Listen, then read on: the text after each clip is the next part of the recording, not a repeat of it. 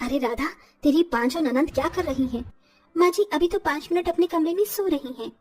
अरे उन्हें उठा दे जल्दी से, आज राखी है, शुभ मुहूर्त निकल गया तो फिर शाम तक इंतजार करना पड़ेगा। जी माँ जी, अभी जाकर उठा देती हूँ। राधा अपनी नंदों के कमरे में जाती है और उन्हें उठाने लगती है। अरे दीदी, आप पांचों अभी तक सो रही हो? आपके भाई आपका इंतजार कर रही हैं, उन्हें ऑफिस भी जाना है। चलो जल्दी से तैयार हो जाओ। उन्हें राखी भी नहीं बांधोगी क्या? अरे हाँ, आज तो राखी का त्योहार है। चलो जल्दी से तैयार हो जाओ, नहीं तो भैया ऑफिस के लिए तैयार हो जाएंगे। एक के बाद एक पांचों बहनें बाथरूम में जाती हैं और तैयार होकर आती हैं। उन्हें तैयार होने में ही दोपहर हो जाती है। अरे ऐसे क्या कुंभकर्ण की नींद सो रही थी तुम पांचों, जो तुम्हें रक्षाबंधन तक याद नहीं रहा? अरे माँ, रात को देरी से सोने की वजह से हम सुबह जल्दी नहीं उठ पाए। हाँ माँ, आप भी ना तानी मत दो, हम भैया को राखी बांध रहे हैं। चलो फिर मैं चौक पूछ देती हूँ। राधिका आटा लेकर आती है और वो एक रंगोली जैसा चौक बना देती है, जिसके ऊपर वो पटरी रखकर अपने भाई को बैठने के लिए कहती है। चलो भैया आ जाओ, यहाँ पर बैठ जाओ। विवेक पटरे पर बैठ जाता है। आज तो तुम पांचों ने मुझे ऑफिस के लिए बहुत ही ज्यादा लेट कर दिया है। दोपहर हो गई है, अब ऑफिस जाने का कोई फायदा भी नहीं है।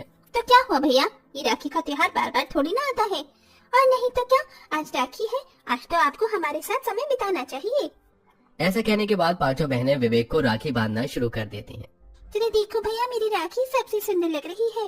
ऐसा कुछ नहीं है, राखी तो सिर्फ राखी ही अच्छी होती है, यानी कि मेरी, जैसा मेरा नाम वैसे ही मेरी राखी। इधर पांचों बहन अपने भाई को राखी बांध रही होती हैं और उधर राधा अपने मन ही मन सोचती है, अगर मेरी ननंद राखी बांधकर फ्री हो जाए तो फिर मैं भी अपने भाई को राखी बांधने के लिए अपने घर चली जाऊंगी। राधा ऐसा सोच ही रही थी कि तभी उसकी नंद उससे कहती है, भाभी आपने आज कुछ बनाया नहीं? आज तो राखी है, कुछ अच्छा सा बनाना चाहिए था। हाँ हाँ, मैंने सेवई बनाई है, लेकर आती हूँ। राधा सभी के लिए सेवई लेकर आती है। मुझे सेवई खाने का मन नहीं हो रहा, आप मेरे लिए थोड़ा सा पास्ता ही बना दो भाभी। ठीक है ननंद जी, अभी आपके लिए पास्ता बना कर लाती हूँ। राधा रसोई में आकर पास्ता बनाना शुरू कर देती है। पास्ता बनाते हुए वो मायूस हो जाती है, क्योंकि उसे भी अपने घर जाना था, लेकिन उसकी नंद उसे घर जाने ही नहीं दे रही थी। किसी न किसी वजह से वो उसे कोई न कोई काम बता ही रही थी। ये रहा पास्ता दीदी, आप पास्ता खा लो, मैं अब अपने भाई को राखी बांधने के लिए जा रही हूँ। राधा इतना कहकर अपने भाई को राखी बांधने के लिए चली जाती है, जहाँ वो अपने मायके अपने भाई विपिन के राखी बांधती है। अरे बेटी, तूने अपनी पहली राखी पर बहुत देरी कर दी आने में। क्या करूँ माँ, मेरी ननंद ही मुझे आने नहीं दे रही थी, कभी कुछ तो कभी कुछ काम बताई जा रही थी। अच्छा ऐसी बात है तो तुम एक काम करके निकल जाती, जरूरी था इंतजार करना क्या? अरे माँ, हर परिवार की रीति रिवाज अलग होती है। उनके परिवार में भैया के साथ भाभी को भी राखी बांधी जाती है, बस इसी वजह से तो मैं बस इंतजार देख रही हूँ कि कब मेरी ननंद की जल्दी से जल्दी शादी हो जाए।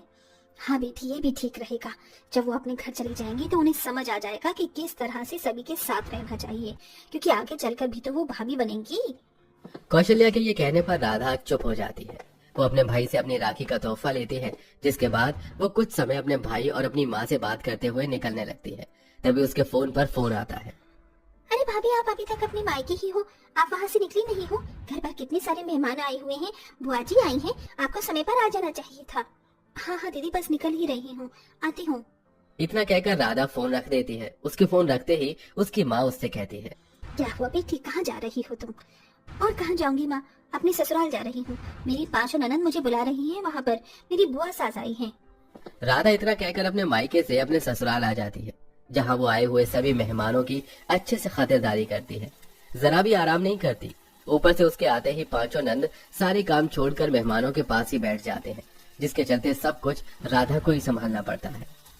हे भगवान, मैं तुमसे विनती करती हूँ कि मेरी ननंद की जल्द से जल्द शादी करवा दो, मैं ये सब और बर्दाश्त नहीं करना चाहती। राधा इतना भगवान से कहने के बाद घर के सारे काम अकेले करती है और थकी हुई रात को अपने कमरे में जाकर सो जाती है। अगले दिन जब सवेरा होता है तो उनके घर पर एक पंडित आता है। अरे कैसे हो सभी, बहुत अच्छी खुशखबरी लेकर आया हूँ मैं आज यहाँ पर। पंडित जी, इतनी सुबह सुबह आप यहाँ ऐसी भी क्या खुशखबरी लेकर आए हो? अरे बहुत भाग्य से तुम्हारी 5 बहनों के लिए मुझे 5 लड़के मिल गए हैं, और वो भी बहुत अच्छे घर से।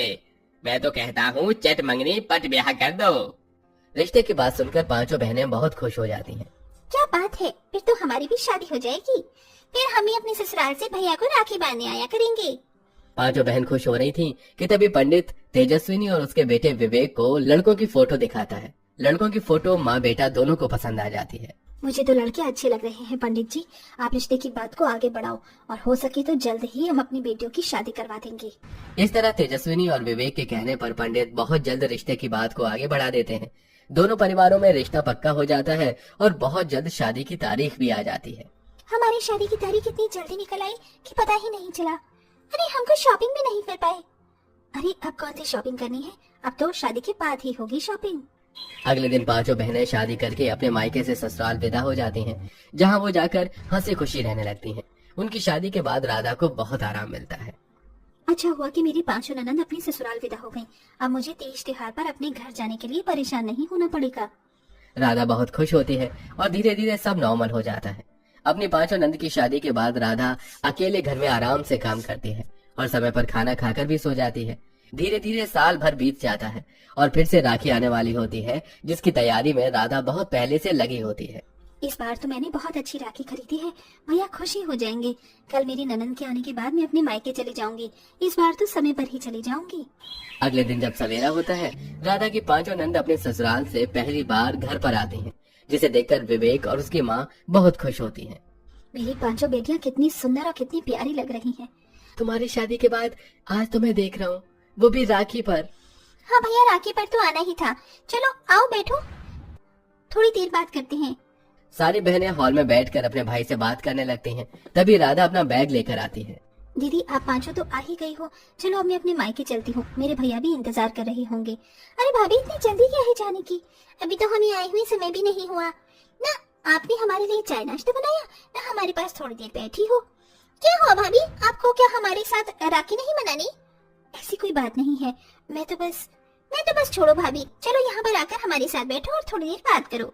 राखी और बाकी सबके कहने पर राधा उनके पास बैठकर बातें करने लगती है, जिसके बाद वो उन सभी के लिए नाश्ता भी लेकर आती है और बनाई हुई सेवई भी।